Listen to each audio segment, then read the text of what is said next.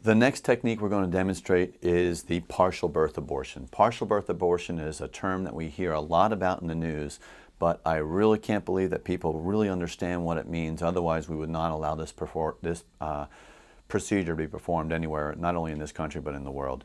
But a partial birth abortion is performed when the baby is too far developed in order to either be sucked out with the suction curette or to be able to be dismembered and brought out piece by piece with this forceps.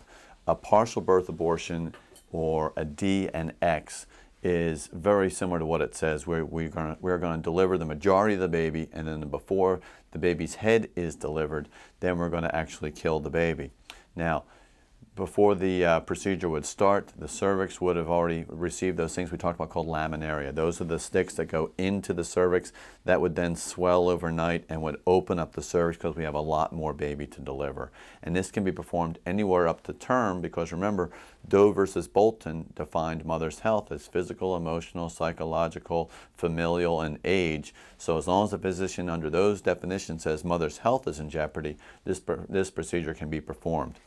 Now, using an ultrasound to guide, the cervix will be dilated, the speculum would already be in place to open things up, and then using the ultrasound as a guide, this instrument would be placed in the inside through the cervix and would then grab one of the baby's feet. Once that foot is grabbed with that tenaculum, that baby's foot is then brought to the outside. Once that first foot is brought to the outside, then the second foot would be brought to the outside. And then with traction, with a baby that is still alive, the baby would then have both legs delivered, would then have its belly delivered. Once the baby is brought further down, first one arm would be delivered. That would be rotated this way. And then the baby is rotated around the other way, and the second arm is delivered. Now the entire baby from the neck down is now alive and in the abortionist's hands that's performing this procedure. The entire baby, including the head, are already out of the womb, beyond the cervix, and the only thing that's left on the inside of the mother is the baby's head, but that's only just inside the vagina. And baby is moving, baby is alive, baby is intact up to this point. But if the baby then delivers, it's then considered a live birth and the baby would have to go to the nursery. But before that's allowed to happen, this is when the abortion would actually kill the baby. And the way they do that is, if you remember from biology class, there's that connection between the brain and the spinal cord, and that opening at the base of the skull is called the foramen magnum. And that small hole with the baby moving and alive in one hand, a pair of scissors, these are called Metzenbaum scissors.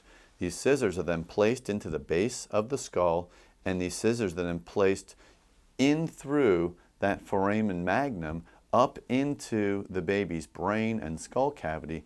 The scissors are then opened up, and then if that hasn't killed the baby, then one of the suction curettes is then placed through that same hole up into the baby's skull and brain. The suction is applied, and just how you saw how powerful that suction machine is, if it can crush the steel can, then it can definitely kill the baby there on the inside. Once the baby has then been killed and is no longer alive, then the remainder, which is just the baby's head, is then delivered, and the procedure is then completed for the delivery of the baby. Once the baby is delivered, though, then the only thing that's left is to deliver the placenta by just, again, scraping the placenta and bringing that down.